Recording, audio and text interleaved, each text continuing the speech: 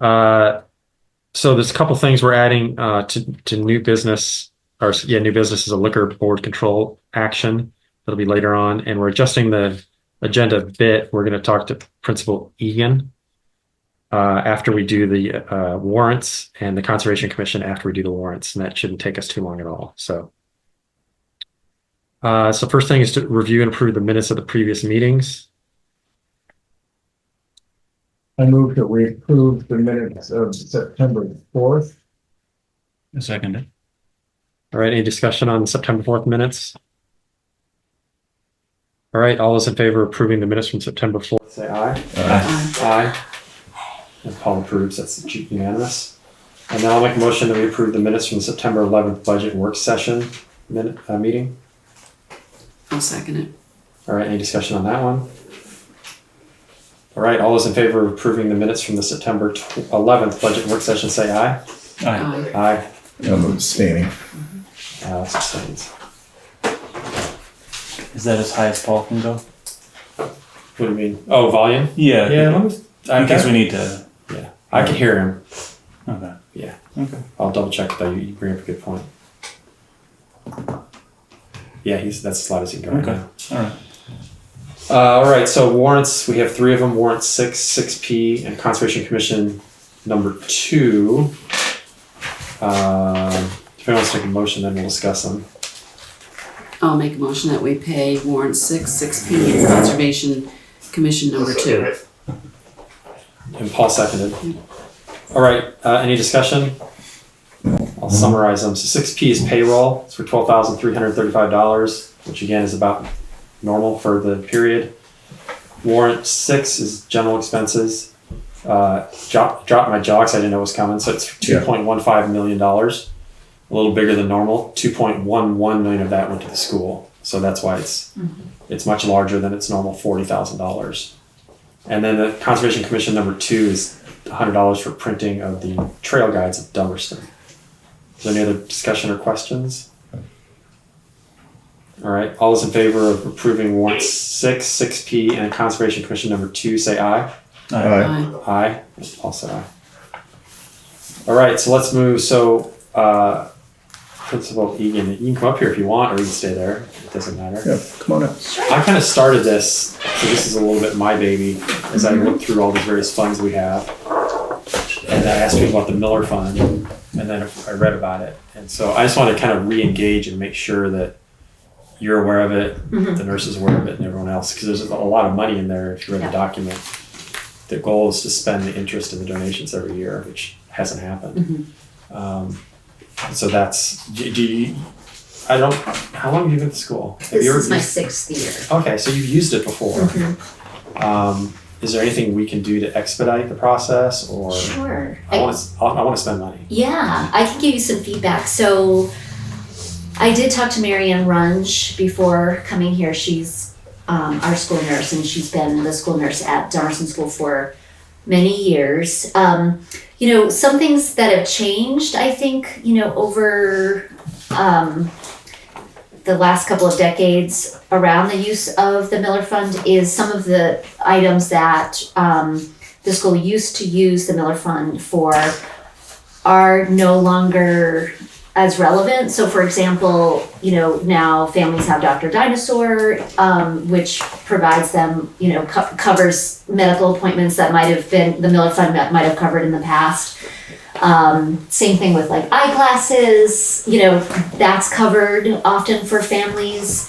Dental care is, covered. So that's wonderful. That's something to celebrate, that we don't have families in that same position anymore. So I think that kind of explains the how the fund has been kind of not been used more recently. In terms of, where we see the need at Dummerston School around equity often relates to experiences that some students are not able to have compared to others, if that makes sense. So, we want all students, while they're at school to have like an enriching, challenging school day. And then beyond that, some students after school do more, after school programs and classes and summer programs. Some students have, access to, obviously things like the appropriate clothes for kind of winter sports and soccer gear, and they want to do hockey, right? And they can do it because they their family can fund the expense of doing hockey. And then for some families that's absolutely not possible. Those experiences, what we know, that sets up students, right? So by the time they get to high school, there's one student who may have spent hundreds of hours in theater, community theater, right, going into 9th grade and is like already performing Shakespeare. And another student who would also love to do that doesn't have the opportunity to do that. And so that right there, you can see going into high school, you're already like experiencing this difference. So, Marianne was saying, she said, one of the things that would be great to see if the select board is interested in kind of broadening, the possibilities for this fund and looking at some of those other needs that come up that really do affect, students and the experience that they have. There's many more examples, students who, some students, we offer after school support for students, but some students beyond that get private tutoring. I mean, there are some things that come up that some families will pay for and some families aren't able to cover the cost of that. So that would be, one way to really broaden how that fund is used and really address some gaps in equity. Questions? Do we know what it would take to change the standards for or the guidance? Do a new letter. We can do it. We can do It's it. up to us. In fact, these guidances were set by a previous select board, so Okay. we have the ability to change some of that stuff if we want to. Yep. And that's the kind of stuff, I know there's been times in the past looking through the ledger where it's been used for camp, for a kid to go to camp who couldn't go to camp previously. So those type of equity things have been done in the past. And I know that what they've written on here is, one of the gateways were people that were on the free or reduced lunch program. Right. I don't know that has to be a gateway anymore. And it's good to know that a lot of things that it used to be used for are now covered by, I'd never heard of Dr. Dinosaur, but I want that to be my healthcare coverage. Yeah. And so, we have the ability to rewrite this. And in fact, they said on here that should be reviewed every couple of years anyway. Yeah. And so maybe it's time for us to update it and start looking at those things. Yeah, the free and reduced lunch category is a little more challenging to define now because we have universal meals, so all students get free meals. And so we don't necessarily have paperwork on, who's free and reduced lunch. So if we decide to rewrite this, does anyone want to take this on? Well, we would have to think about what the criteria would be. Right, but we could certainly start with, there's some things that could be worked and coordinated with you, because again, some of these other things and try and figure out, are there benchmarks? What are the benchmarks? I mean, my personal opinion is you're the professional, you're there doing it. Yeah. And so I would rely on you to. Would it make sense for Juliana to do a first draft of what she thinks the criteria should be? Yeah. And I'd be happy to send this to you. Sure. And you can tinker with it. Great. And take out things like, and if you want to put in little comments like the reason the free and reduced lunch we're pulling that out is because of this or whatever, then we can take a look at it and start making adjustments as we need to. That'd be great. So. Yeah. The way we've set up a system, for example, with Dummerston Cares, we try to have a confidential team at the school that the members of the team include the school nurse, our social worker, our counselor, and me. And then we evaluate need and make recommendations. So this piece, for example, having families make a direct appeal to the board may not be what you would want to do because because of confidentiality, right? Like you would have. I don't want to terrify a kid either. Right, have us, our team, our confidential team handle that. And I then- wonder if it makes sense for the four of you as that team Yep. to, come Yes, up with the that's- revision. Yeah. Yep. That's what I was thinking too, yeah. And maybe just like over maybe twice a year or something like that, you say, here are some projects or Yeah. as it comes. Or as often as you want. Okay. Yeah, It's great. every meeting, it's every meeting. Taking out names, Yeah, of course. yes. Yeah. And I heard something about that originally they wanted to have a certain amount in there that we always keep for maintaining the. Well, the way I read Interesting. it, the way I read it is you put the original amount in, and the fund was to expend the interest in any donations that came in. So essentially, he or she or the family wanted to keep $13,000 in there. I know it was 1931, but there's $110,000 in there. They could probably be used. Oh, that's for a lot. zero? That's not 119? No, I crossed on zeros, That's 110, okay. which makes you think it's a 9. So I thought it was doesn't count. 19999, okay. Right. Alright. So there's a lot of money in there that doesn't necessarily need to be in there. Yeah. And some of it is in a fund that's earning higher interest, so it's getting pretty good payments. And so I'd be happy to send this to you and then you guys tinker with it. But that's all the questions I have. Great, And thank you for coming. Do you guys have any questions? No. Anybody have any? Okay. all right. Thank you. Thank you I'll so let you much. get to your next meeting. Okay, Thanks, You're not Joanne. busy enough. Now I want to make sure that you're not here for the rec board meeting, are you? Yeah. That's okay. You don't have to stay. Okay. We're going to vote on you toward the end of the meeting anyway. Okay. Thank you for volunteering. Yeah, she just said to come, if we had interest in volunteering, just Yeah. to sort of make No. sure we were made aware. Yeah, Did no, we that's get- great. Did we Yeah. get your name? It's Adam Polviter. Yep, I've got it on the list. Yeah. Yeah, so we'll send you an email. It's Adam. No, I need to he's do, just- you're our sixth one. Yeah, I was gonna say he's not on the list. All right, I'll find your name. Okay. And we will send you an email just after we vote at the end of the meeting. And is my wife on there, Ashley? No. No? Okay. I think Man, there's she's- 7 of I think you. she's doing it as Okay. well. She's on a bunch of those boards already, but All right. she was helping with this. Did you talk to Lori Frechette? I don't know if Alright. if we did. I think Maeve sent out an email about Okay. it. Well, fine, I'll run it down. Okay, cool. Perfect. Thank you for Yeah. coming. Yeah, no worries. Thanks. we have uniforms coming for the kids Oh. that were sponsored. Okay. So that was part of it, just sort of making sure. I was Nice. like, I could do it officially. Right. It's not Chico's bail bonds or anything. No. Bad News Bears reference. Right. All right, thanks a lot. Thank you so much. Yep. Appreciate Thanks it. for coming. All right, jumping around, at the request of Tom Nolan, we're gonna talk about the, where is it on here? Covered Bridge Step yeah. Maintenance Agreement. Christine Gepp, you wanna come up here and cover the, I think you know what the question was, which is about the roundup portion of it. I don't Kind know. of. I'm not sure what the exact question. I don't have the text in front of me. It says Oh, somewhere that it's here. going to be. Do you have it? I was looking at. Didn't you an pull it email. out? Basically, it said that there was going to on the steps. It was going to be maintained with Roundup, and to me that was concerning because Roundup is pretty toxic. Does the actual agreement say that? Or are you talking about the attachments that were part of that?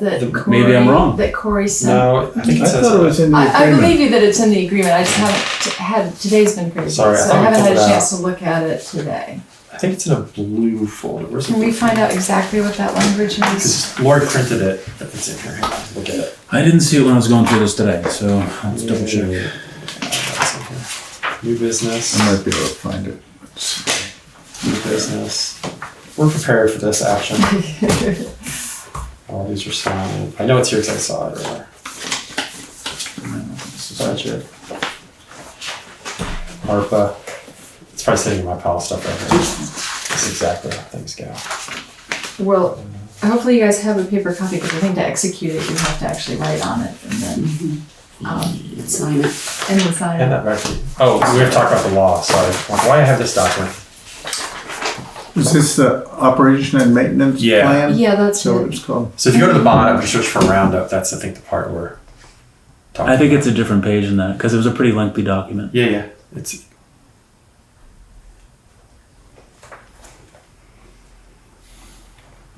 I don't think it was that one. Yeah, I think it was a different document.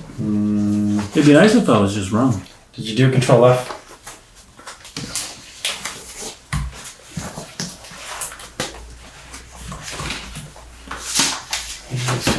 Did you ever look through it? I looked through those, I didn't see them.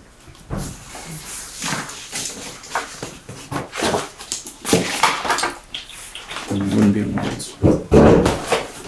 Well, we can overcome this because the roundup is in there, because I read it.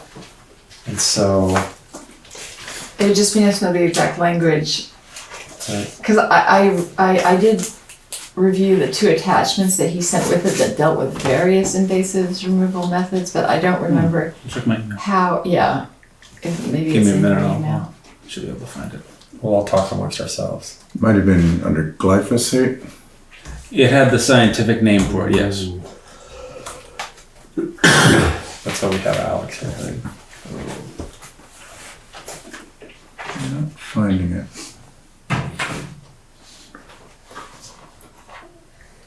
Can I get out of full screen? Oh, exit full screen. Thought I was prepared. I'm sorry, I can't get access here. Conservation. Gap.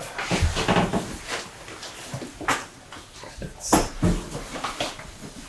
updated O&M. Let's see.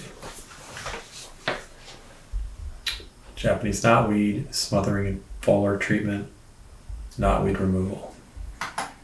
There are 4 documents. There are 4 documents, but the O&M is just one. Yep. So what is it, what language exactly are you asking Yep. about that's in the O&M? The O&M one you sent is actually only 1 page. It's very short.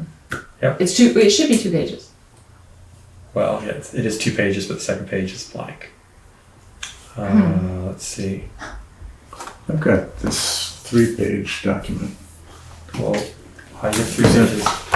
Well, Oh, it is 2 pages. Sorry, I just didn't go up. I felt like it was much longer than like a different document.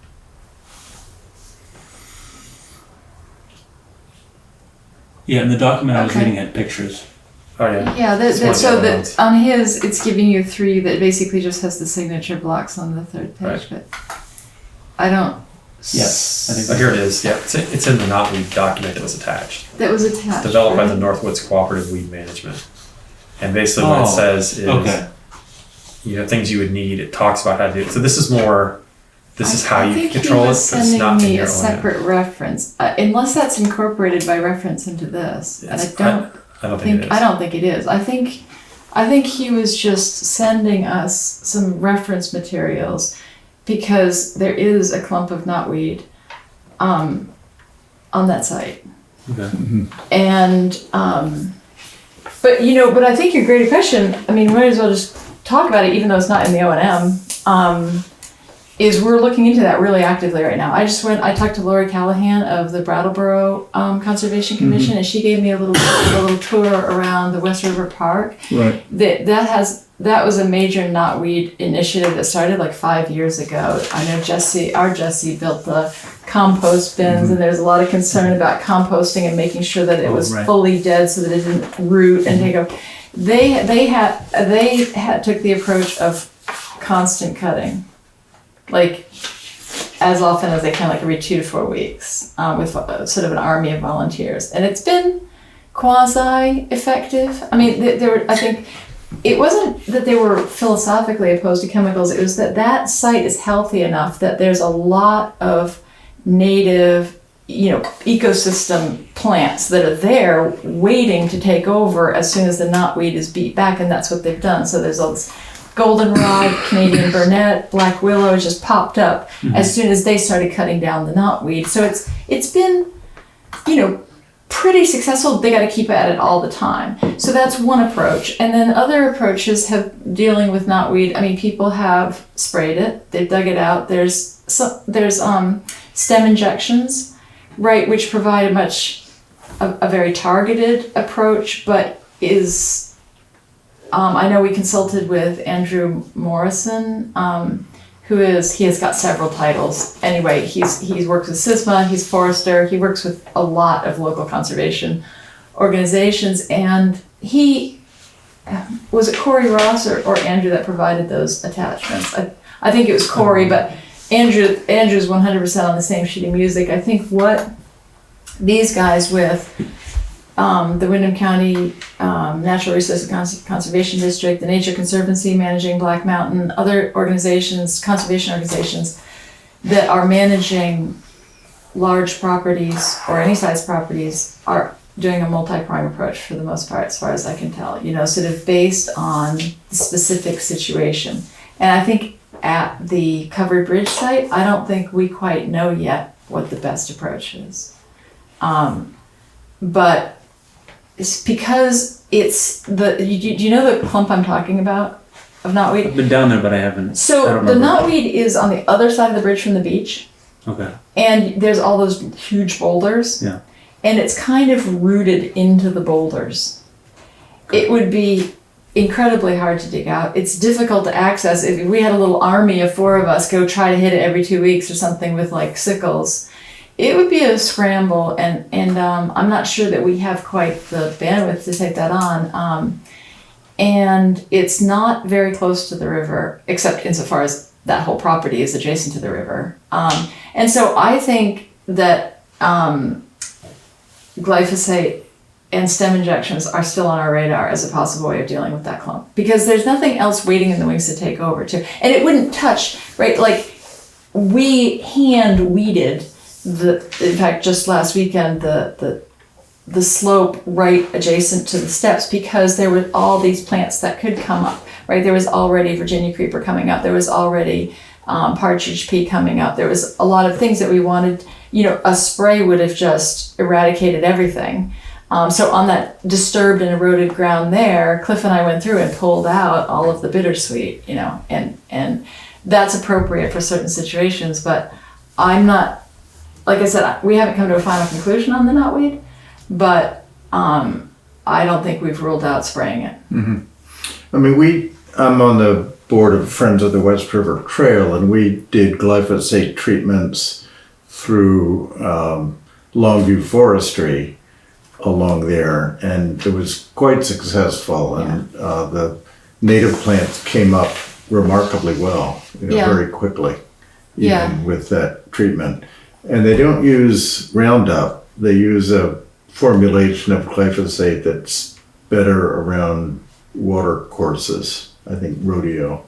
And we want to consult with professionals, or at least with expert amateurs on anything that we would do. I mean, obviously, we're the Conservation Commission, and we really don't want to just be, I think what's happened with the glyphosate is that because it's been so abused in the agricultural setting, right? That vast quantities. Huge, like half of this country is being sprayed with glyphosate, and all those marginal, bits of wildlife and stuff like that, that used to have milkweed in it and other things, the supported wildlife. You see the same thing in England. It used to be hedgerows, but with glyphosate, there's nothing, right? You just have a complete monoculture at that point. And I think because of that abuse, and because of how dreadful like companies like Monsanto's are anyway, in terms of like their transparency or how they treat employees or what they do with chemicals or anything. I mean, they're just sort of horrible across the board. Yeah. I think that has really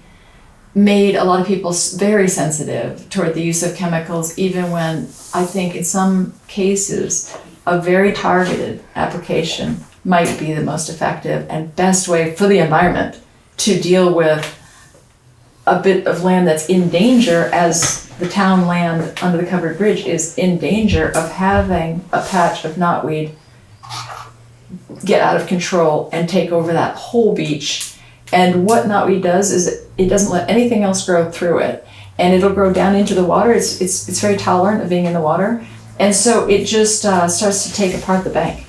It just it starts to erode the bank, and so you just end up with a big patch of knotweed that no animal or insect or other plant can live there at all. So it's a kind of a real and present danger. And can you think of any organic alternatives to it that would do something similar? No. I mean, the things that people do in their gardens, I'm familiar with. They'll mix, there's all these home remedies, mix up some salt and some vinegar or something, but that's going to render the ground just as barren as glyphosate will, right? Maybe you put a bunch of salt there. And in my mind, because a lot of those are soil soaks, they're gonna have a higher risk. I'm not an expert at getting down to the water, Okay. right? The water was my main concern. Yeah, exactly. Whereas the glyphosate is a foliar spray. Okay. And so I feel like it's going to be a little more contained. The issue with glyphosate is, again, I'm not an expert. You don't want to spray a lot of it on a really hot, still day where it can create a sort of a toxic cloud that then drifts off and maybe hits a tree or something that you don't want it to hit. It can sort of, what's the word I'm looking for? Not molecularize, but it can kind of get into the air. Atomize and create, and I've had this happen to me, which is how I know tomatoes are very, very sensitive to glyphosate. And so it's an easy way to tell if you go to your driveway and you spray something that's got in the driveway. But I mean, we're still exploring it, and, we're very keenly aware. We don't want to just, spew toxic chemicals into the environment for no reason. Okay. So. All right. I think I understand. All right. Okay. Any other questions? So in the treatments you did, the hand pulling you did along the steps, were you aware this sensitive pea grows Yeah, there? that's what I call partridge pea, but it's also called sensitive pea. Yeah, Yeah, there's actually quite a fair amount of it. And you left that. Of course, yeah. that's It's it. all still there. She didn't have me weeding it. It's state listed as a S2 species, I think, and threatened in Vermont. So Is it? I did not know it was threatened, but we knew it was native. And there it was. I have a picture of this app. And Right. anyhow, we knew it anyway. okay. There's another species that looks a lot like it that's often added to conservation mixes, but this is the rare one, the native, fully rare And- one. Are you sure that that's, do you know that the rare one is the one that's there? Well then, yeah, anything that looked vaguely like that we left. So even if it was I think they did put a conservation mix down. So there might have been a bit of both. Might be, but I looked at it recently, and I'd been out at a different preserve with Mike Duffy, who's a botanist. He made a list, right, of Yeah, like plants along gazillions of plants. 650 Thank you. species along the West River Yeah. Trail. Yeah. Yeah, amazing. I mean, I'm still learning a lot about. Anyway, we don't have to take more time. No. I just want to make sure you've protected those ones. Absolutely. Great. All right. All right, Thank you. Thanks. So let me take a quick pause. Do you want me to stop recording and you start? And then I'll just give you the first half, or is it better for just having it on? I'll just keep it All right, and audio you're fine with? Yeah. Okay, I'll we'll just leave it as is. Okay, I just want to make sure. All right, so ARPA funding. Maria, do you have any updates before we get to the money spenders over there? No, other than, we have to have it all allocated before the end of the year, and there's still some projects. And I'm glad that we're gonna have a full rec board, because we allocated several quite a bit of funds to them that haven't been spent, and they have to, So they have to be allocated. but They have to be they're gonna allocated. Spent until the end of next year, though. right. But but- we need them to know. Exactly, we Okay. need to know if they're gonna go over or under, we don't wanna be January 1st. Have them give us $50,000 back. Exactly, on projects, and then have to send it back to Treasury. All right. Do you want to? I can We contact, have all the names, yeah, and we'll do one email. Whoever's the head of the rec board, Maeve, and thanks. yeah, and just say, "Hey, we need an answer from you." Yeah, So, okay. yeah. Sounds good. It's a good tip. Yeah. All right.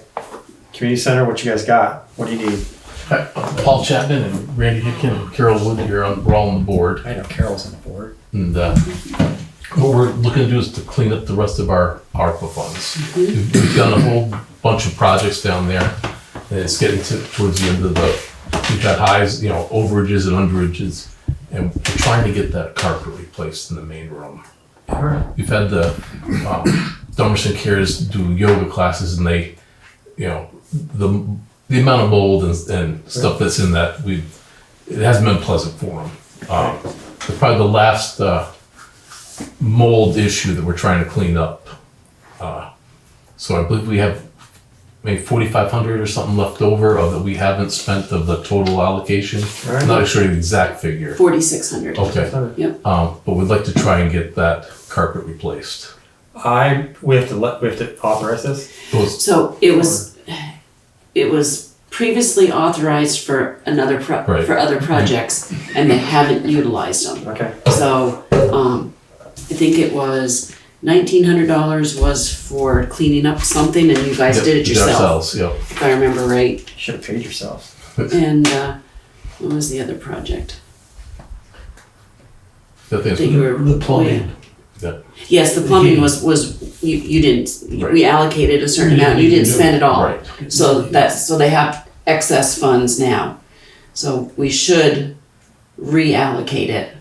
The thing is, we've completed everything that was on that insurance inspection that we had. The front steps are fixed, the railings are in, all the, So do we have to move to have them return the fund and then reallocate, or can we just redirect? I think we can just reallocate Okay. it. So do you have pricing for flooring at all? we've got some, I mean, we can put in some money, we're looking, we're trying to find Is the it best. more, is it somewhere around the Right, 4,600 we're doing like a that you have? 5,000 one here. Okay. We could, Yep. we're not sure if we're gonna do carpeting. That's where we are. Or that, like a prego floor or a, Sure.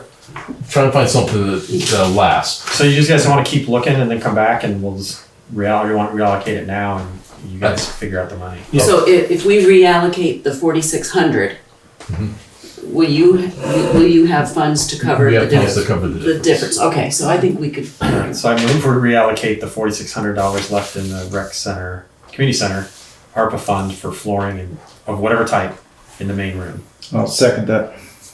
Any further discussion? All right, all those in favor of allocating that $4,600 in the ARPA funding for the community center, the flooring in the main room, say aye. Aye. Aye. Paul's yeah, it's unanimous. Thank you. Thank you. Yeah, thank you. Take a look at this. The steps there up front there. All those cracks are gone. All put it up. Oh, I was there Monday night playing cribbage. Okay, so I'm over there every week. I know what's going on. All right. It looks great. Thank you. so is this, you need that back? No. No, Oh, we okay, can- so I'll put it in the Yep. ARPA That's- folder, wherever. it Not is. sure if we're gonna use that one or what. Exactly, but, Yeah. yeah. Anything Get this started. else? That'd be great. Just that one letter for, Okay. Oh, yeah. Oh, Oh. all right. Yeah. So I'm busted. So I'm also head of the cribbage team. So they have an indemnification and hold harmless. So when you rent the community center, however much there's an indemnity. So it says they want to make sure we're okay with it. The The verbiage. lawyers that are here. It's short. What it says is the renter agrees to indemnify and hold the town of Dummerston and Dummerston Community Center harmless from any loss or liability which may result from claims of injury to persons or property from any cause arising out of or during the use and occupancy of the facility by the renters and guests. Sounds reasonable. I'm okay with it. Can we do that for the lawn mowing? Yeah, that's fine. the issue came up because a lady who retired from Richards Insurance, she read that and said she was preparing to rent it for a family reunion. Mm-hmm. And she got that in the mail. She said, "Oh, that's way too restrictive and there's no recourse." So I just wonder if that's a typical. Yeah, I mean, I'm like, listen, you're using it at your own risk. If she doesn't want to use it, that's fine. I mean, You've had that language on there for, Right, there were several different leases for different things. We Right. kind of merged them together, simplified it. And we have Did a you way- say anything specific? Cause it seemed pretty standard to me, like, oh, this part is, I don't like, or just the whole thing? Just the whole thing. She It's thought kinda- it was, it's kinda- that there was kinda- no recourse for her if anything should, if, the railing broke on the stairs and she fell down. I think there's always recourse, but she's an insurance person, so. Yeah. But I'm fine. We're all fine with it, Okay, and I sign my name to rent. So if anything happens, I have no recourse either. If my cribbage players fall down your nice steps, have a cribbage pins, they kind of. we're a wild crowd. Thanks, guys. Thank you. Have a good evening. You too. All right, visitors' public comment. We have. How do you say your last name? Sala. Staloff. All right. Yes. Come on up. Okay. So she's from CFEDS. which I need this little talk. So Okay, I'm gonna give you the talk. I know we didn't make it last year for, I don't know, I tried to send my boss and she didn't get to the right place. this is a budget item. So this is a budget item for consideration. I think I sent you the copy of the letter that we send over every I've summer. never seen So, but also I just sent over for you, this is our little overview that we send around to the select boards. But I will give you, and then I have like presents for you. Look, it's last year's annual report because we're about to publish the new one. So these are a hot, collector's item, hot commodity. So we just, we do this ourselves in-house, all the design. It's a big, people were proofreading it today.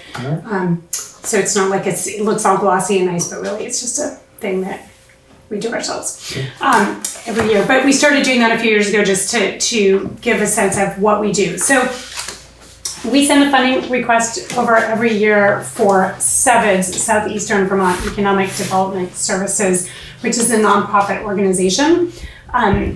So let me just quickly explain the relationship between BDCC and SEVIDS. SEVIDS is a nonprofit organization that develops regional economic development strategies. It has a board made up of community members who are in various fields. It's sort of a broad board. SEVIDS develops, strategies and kind of informs what we should be doing as a whole. It sort of happened, we know it was just before the Vermont Yankee closure, but it was like, oh my gosh, look, we're aging really fast and we're losing workforce and no one's really looking at this. And we kind of called it the doom and gloom tour of like, what are we going to do? We have to figure this out. So SEVIDS was formed as an organization to help sort of inform regional economic development strategies. So SEVIDS has no staff. So SEVIDS contracts with BDCC to run programs that are outside of the scope of what the state of Vermont pays us to do economic development, which is not very much. So our contract is sort of enough to pay for like one staff member for economic development through ACCD.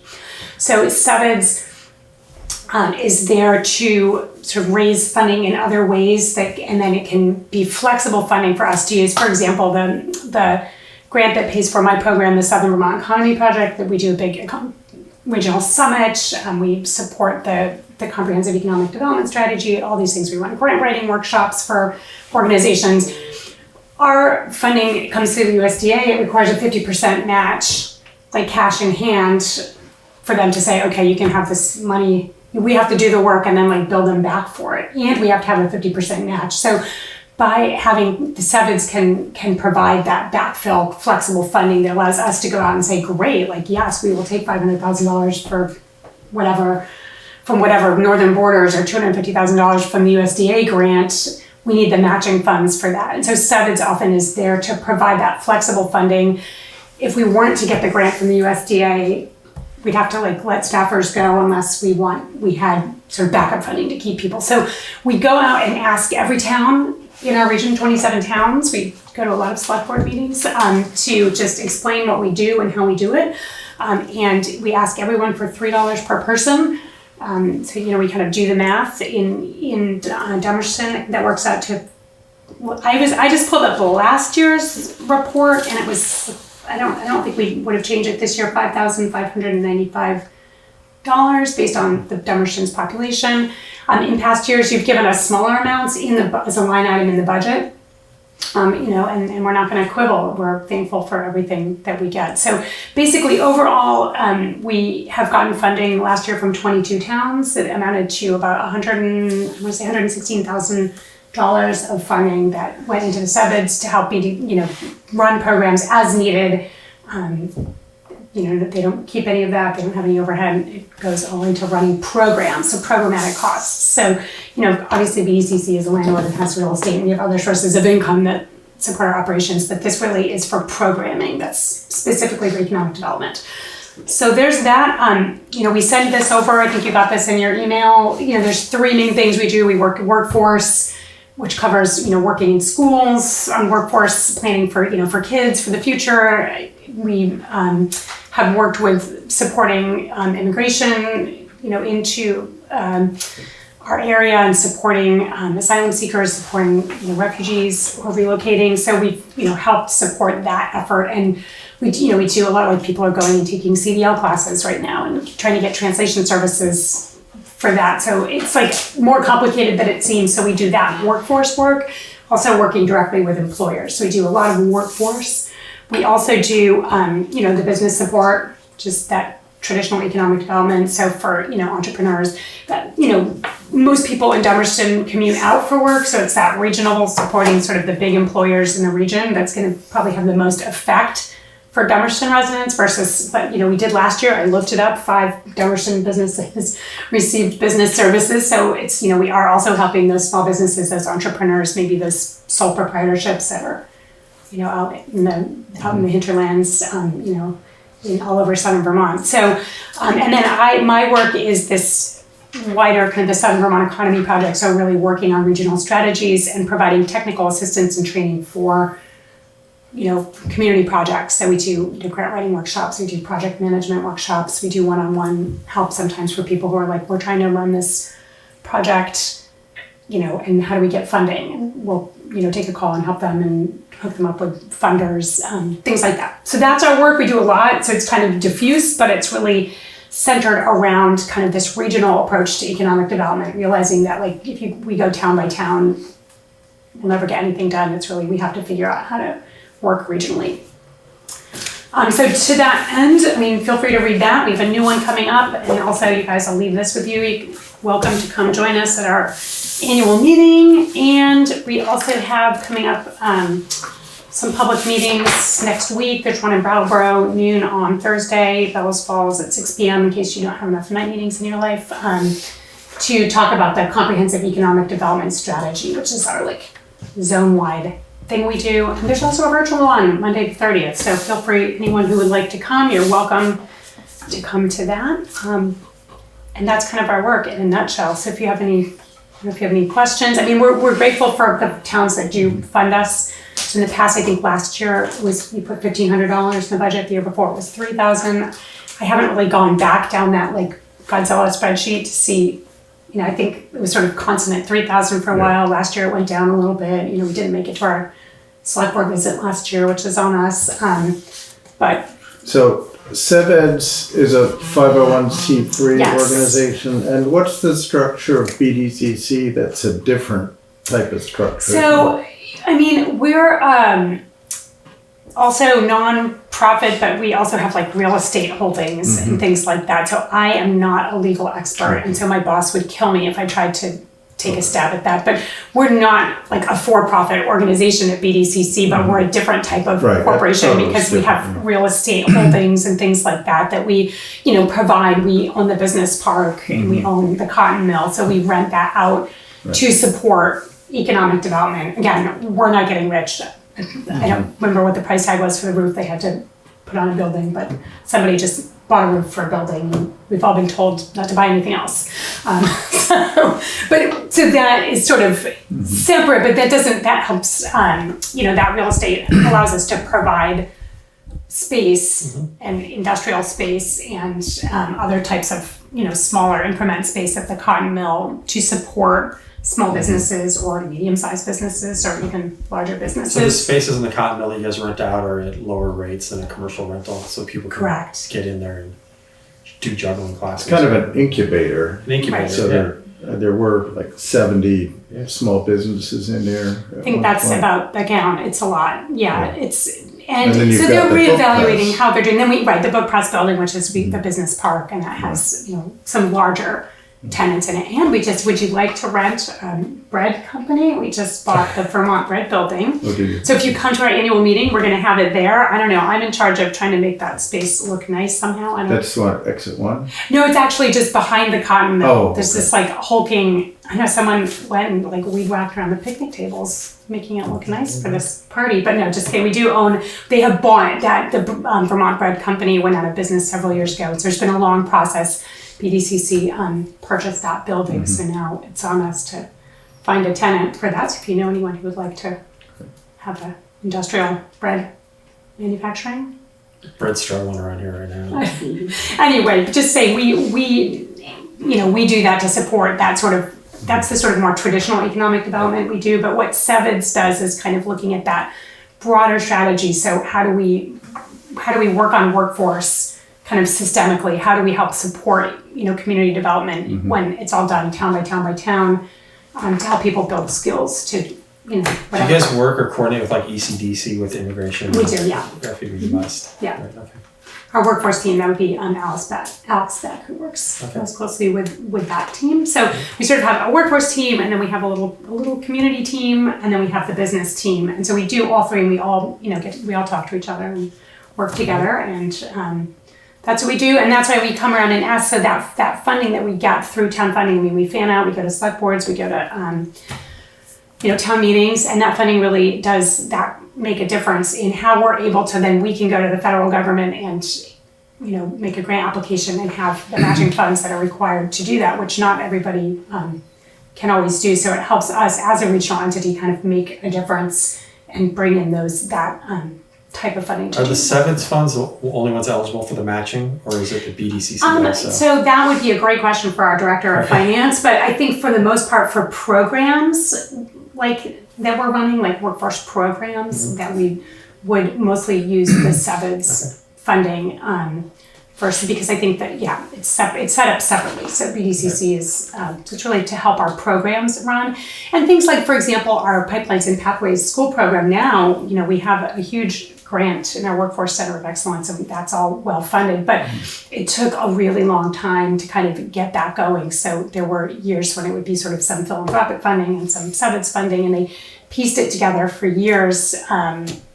And now they're able, it's like, well, they'll fund you for 5 years, but it's going to take 10 years to make a difference in the program. So that's sort of where we are with programs like that, where now those programs are sustainable and they're continuing, and we've got, employers paying in, and we've got schools paying in, and we've got, some other funding that can be put to that to pay the staff. So, that's what we do. We just keep trucking along. And so it's that flexible, that funding that we get through town funding really helps us to continue. So we're happy for, whatever towns would like to do, but that sort of explains why we make that ask and what we do with it.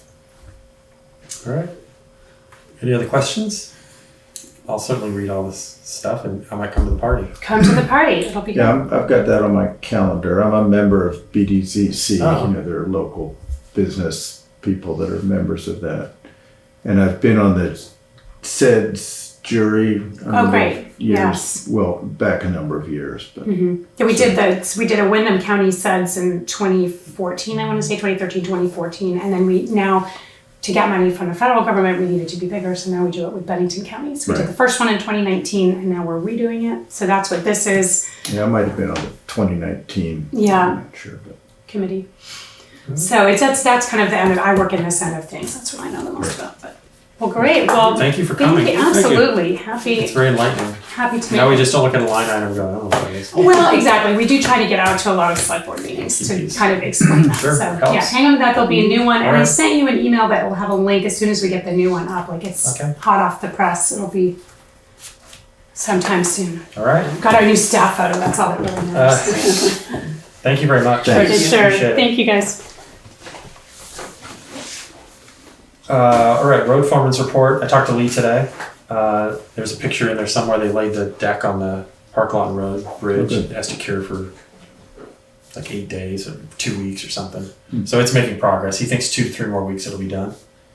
The email on the Camp Arden Road ditching project. He went out and talked to Mary Ellen Copeland that day. Where was that? All the way down? Because I didn't see it. yeah, Camp past their house, I think. I don't know where she was, but I drove down the road a while, up on the ridge, basically. I don't know where it was at because she lives up a ways down. She lives in my parents' old place. So you know where it's at. Yeah. So it's way down the road then. Yeah. Okay, that's why I didn't know anything. It's not quite the last house, but next to her. There are 2 houses beyond hers. And I was picturing it, the work between their house and the Patrick one places down there. Well, they finished it off, and she's happy. He seeded it and mulched it. Everything's good for the erosion. So he took care of that. Yeah, Sounds she great. was, I think, a little out of line. But She was worried, So, but Lee took care of it. And there was another one that came in today that also on Camp Arden Road. There was somebody. He's like calls me this morning. He says somebody built a fence and a stone wall in the road.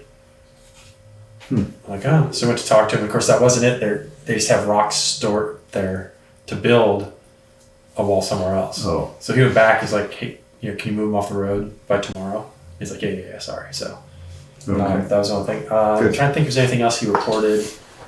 No, not really. That was it for him. After our last meeting, I checked out the new tractor I drove up there.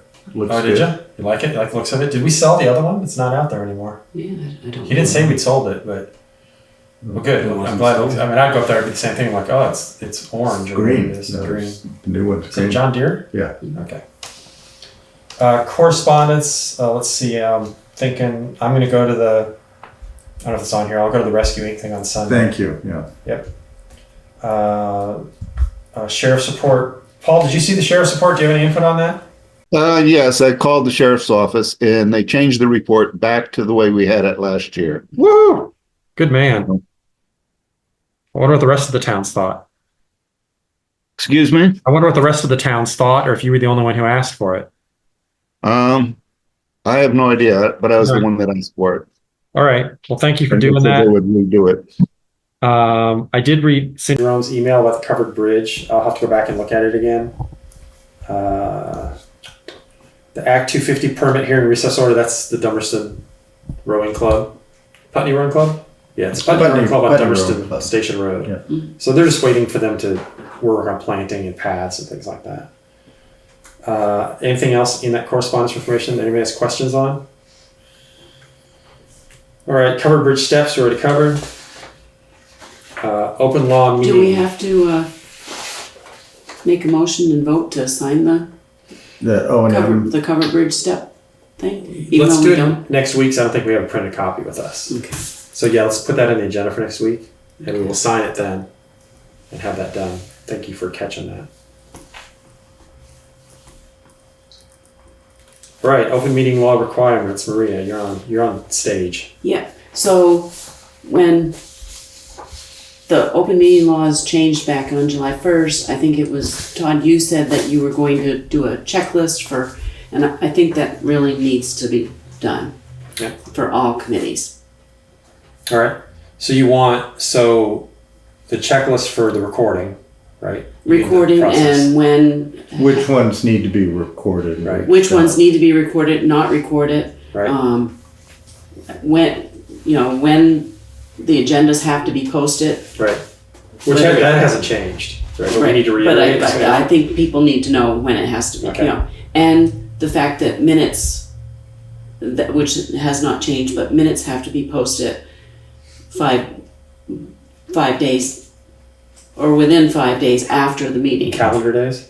Yes. You always do ours, so I don't know. but Yes, so it's calendar, yeah, so it does, weekends, it doesn't matter. So Yep. like tonight's meeting here, Yep. the minutes have to be posted on Monday. Yep. An agenda's 48 hours prior. Yep, All right. unless there is a special meeting, Then which it's is 24 hours. Right. But nobody should really have a special meeting. I mean, for a standard meeting, right? So the Right. DRB meeting was on a Tuesday, and it's normally, it was on a Wednesday, and it's normally a Tuesday. Right, Did they warn it? I don't know. Okay. I will reissue that along with a package of other stuff. I will get that before our next meeting. It covers, did they record the DRB meeting? Yes, Okay. So that was good. So yeah, I've gone through, because for recording purposes, Lori does, if we have Board of Abatement and Civil Authority, she knows how to do it, and Roger does the DRBs. Mhm. So as long as they're getting recorded, but I'll make sure they know. I think the chairs should all be aware. yes. And And there's something then there. if they're getting recorded, do they have to be posted? Like, we're posting our recordings now. They should be, I'll check, because he was gonna set up the website, Mhm. so that, just like ours, you would drag and drop the recording in, Right, after the meeting, but I will make sure that they're posting them, because they have to be posted. is there a certain length of time that they have to be maintained on the website? Because those, I assume, take up they significant, probably take I up a see. lot of room. I think for the recordings, I asked, I'll go back to my notes, it's like 30 or 60 days. I mean, aren't they And then they can be hundreds of archived. megabytes? They can be each? archived, yeah, Okay. somewhere else. I'll recheck with our IT guy, whose name I never remember, Kevin Kevin Ryan. Ryan. because we discussed that. And I think I looked up how long they had to be Okay. accessible. And I think it's like 30 days and they can be deleted. The minutes stay there, obviously.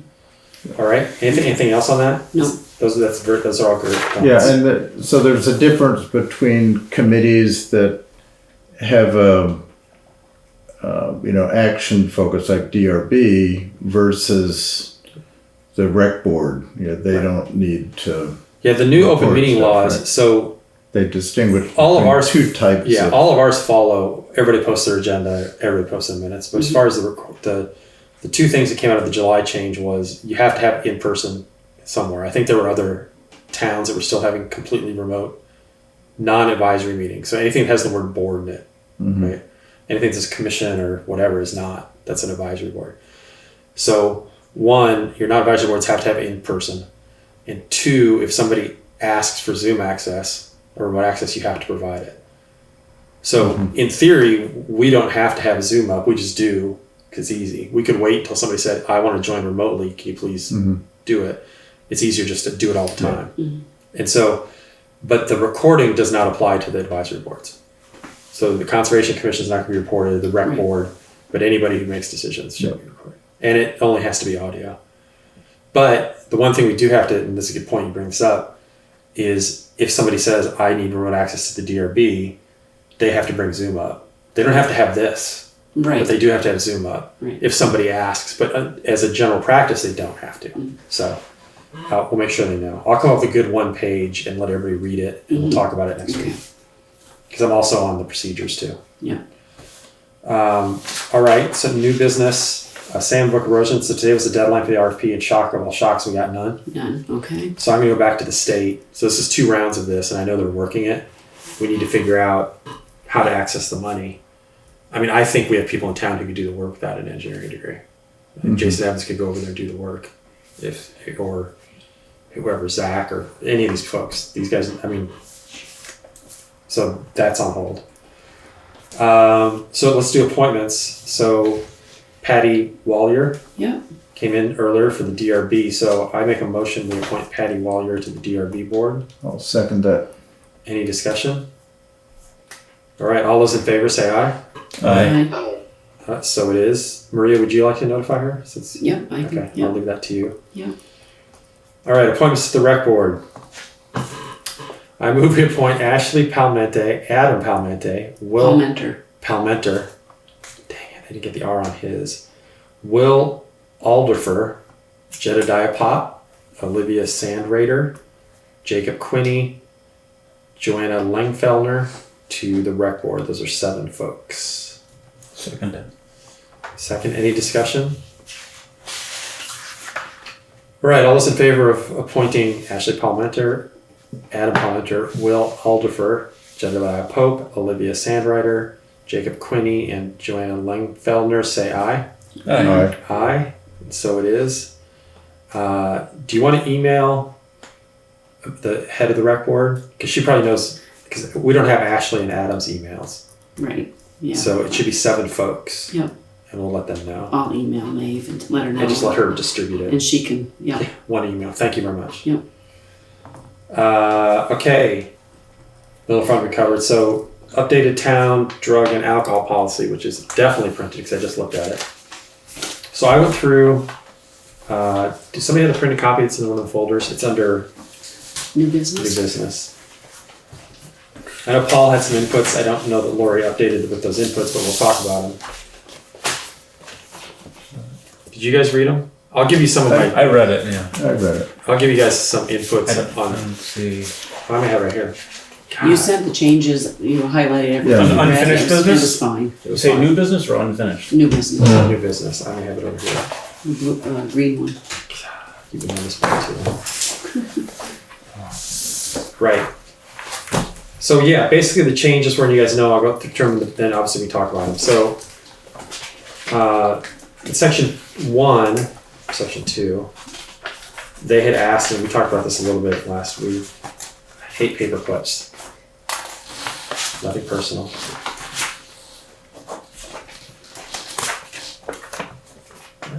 Thought it was page 2. I thought it was page 2 also. Oh, she didn't leave it in blank. Okay. Because they wanted us to add, oh yeah. So the CMV operator, the one VLCT thought we should add in that CMV operators will need to remain substance free during expected winter weather events and other anticipated emergency incidents given the likelihood that they'll be called into work, and thus must be in compliance with this policy. That seemed kind of like a no-brainer. And then section 6, Page 9. you can do my taxes. Consequences of a positive test. So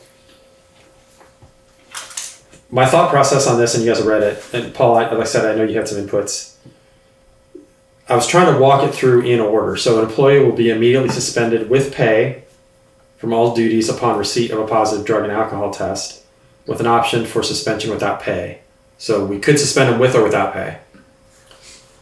The employee's length of suspension will run for the period of time it takes the individual to satisfactorily complete treatment as confirmed by the treating SAP, but no longer than 3 months. So obviously, I didn't think we were going to suspend somebody with pay if we did and wait more than 3 months. If treatment isn't completed within 3 months, the employee would be terminated. And if its split sample is not requested by the employee, they may be terminated. Now, I thought about this a little bit, Paul, with some of your inputs, and maybe what it should say is the employee is the employee is suspended with pay for 72 hours. They can then ask for a split sample. And the result of that will take us down one path. If it's negative, what do we do? And if it's positive again, what do we do, right? So you have to put because if they say, I don't want a split sample, it's like, okay, well, you have a positive test. So at this point, Yeah, because they are at-will employees. They are at-will employees. So if somebody has a positive test and they don't request a split sample, or they have a positive test and the split sample is positive, and I did include in here that termination is always an option, right? So we always have that option. If we're going to offer treatment, then what would we do if both of the tests came positive? Would we ask them to do treatment and give them 3 months to do it on a suspension without pay? Would we want to terminate them? Would we want to have options to do both?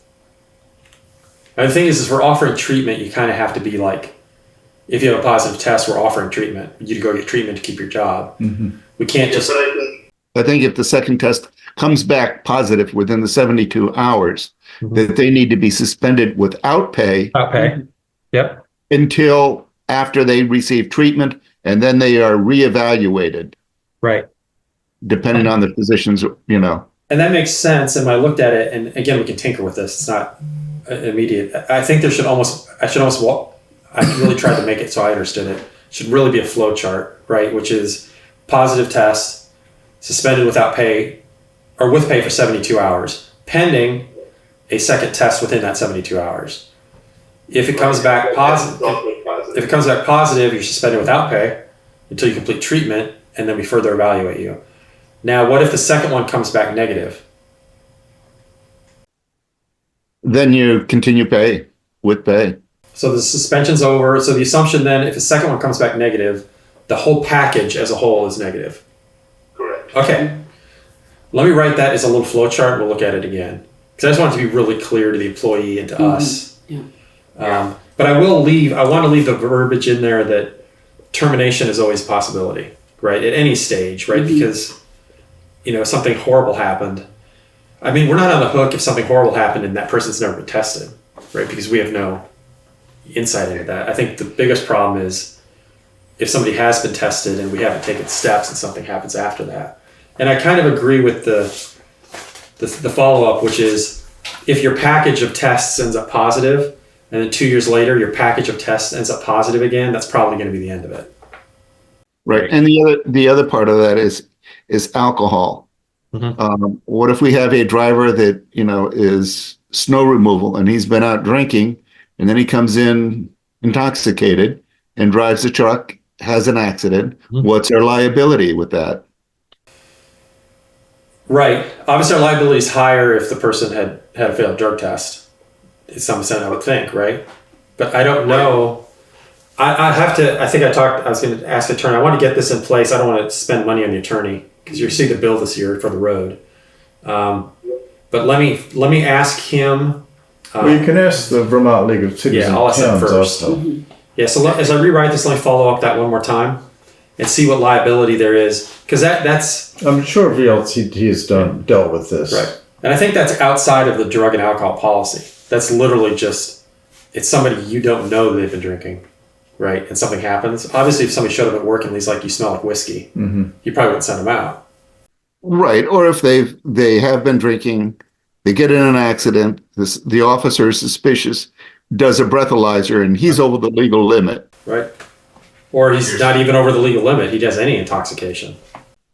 Okay. Well, I'm just saying he's over the legal limit. We're going to have this person immediately suspended without pay and have treatment. Right, because essentially that's a positive. So what you're saying is that's a positive test. Right. Yeah. And then there's no 72 hours. No. Right, because the sheriff has made the determination based on a test. Yeah, you're not going to get 72 hours to sleep it off. I see what you mean. I'll follow up with them because, again, they're... Right. Let me figure out how to write that in, but that can be written in. Okay. I'll look into it. I'll do it this weekend while I'm hanging out with Harold Newell. Any other questions on that? And I felt like I sort of dominated that discussion. I did not mean to.